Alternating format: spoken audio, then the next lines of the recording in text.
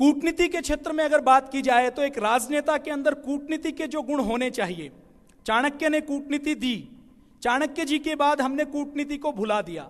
थोड़ी सी कूटनीति की याद हमें समर्थ गुरु रामदास जी महाराज ने दिलवाई। उनके शिष्य शिवाजी ने फिर पूरे मुगलों को देश के बाहर खदेड़ा। जब जब हमने चाणक्य नीति को याद किया तब तब हम विजयी होते रहे। नेताजी की कूटनीति भी कितनी अधिक थी, इसको देखने के लिए एक छोटी सी घटना की चर्चा हम करेंगे। 21 अक्टूबर 1943 में उन्होंने अर्जी आजाद हिंद फौज की स्थापना भारत के बाहर कर दी। व्यक्ति वही थे, सेना वही थे, जो कुछ लोग थे उनका मंत्रिमंडल उन्होंने बना दिया और यह घोषणा कर दी कि आज से भारत आजाद है और यह भारत का मंत्रिमंडल है, यह भारत की सरकार है। अब अंग्रेज भारत के अंदर बैठे हैं तो यह दादागिरी है, यह गुंडागर्दी है। अंग्रेजों की छवि इससे पूरे देश में, पूरी दुनिया में खराब हुई और नेताजी ने सिर्फ सरकार नहीं बनाई बल्कि 9 देशों से उसको मान्यता भी दिलवाई।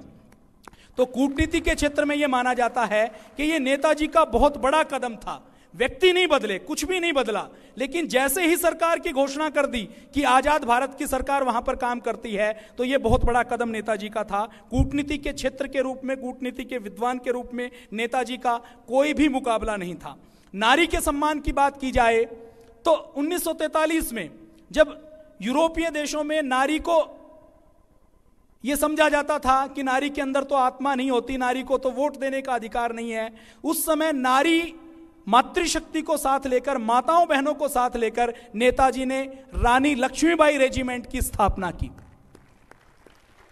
अमेरिका में फौज में महिलाओं की एंट्री शुरू हुई 1948 में, यूके में भी उसके बाद शुरू हुई, फ्रांस में भी उसके बाद शुरू हुई, स्पेन में भी उसके बाद शुरू हुई। और यूके में, अमेरिका में, फ्रांस में, स्पेन में जो महिलाओं को एंट्री दी गई, वो महिलाओं को नर्सिंग में एंट्री दी गई थी, क्लेरिकल जॉब में एंट्री दी गई थी। लड़ाई के मोर्चे पर आज तक भी 1-2 देश ही महिलाओं को भेजते हैं। अपने भारत में भी सेना में महिलाओं को कमीशन तो दिया जाता है, लेकिन मोर्चे पर नहीं भेजा जाता। मातृशक्ति का सबसे बड़ा सम्मान करने वाले नेताजी का यह कदम था। उन्होंने रानी लक्ष्मीबाई रेजिमेंट ही नहीं बनाई, उनको मोर्चे पर भी भेजा, उनको हथियार भी दिए।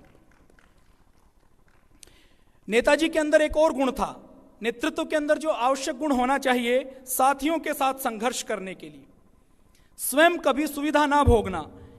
इम्फाल मोर्चे की बात है, इम्फाल और कोहिमा में जब युद्ध चल रहा था तो एक समय ऐसा आया कि नेताजी की सेना को, नेताजी खुद भी मोर्चे पर थे। जैसे पूज्य स्वामी जी महाराज कहते हैं कि जो अंतिम कार्यकर्ता काम करेगा वो मैं भी करूंगा, वो हमारे संगठन के दूसरे पदाधिकारी भी करेंगे।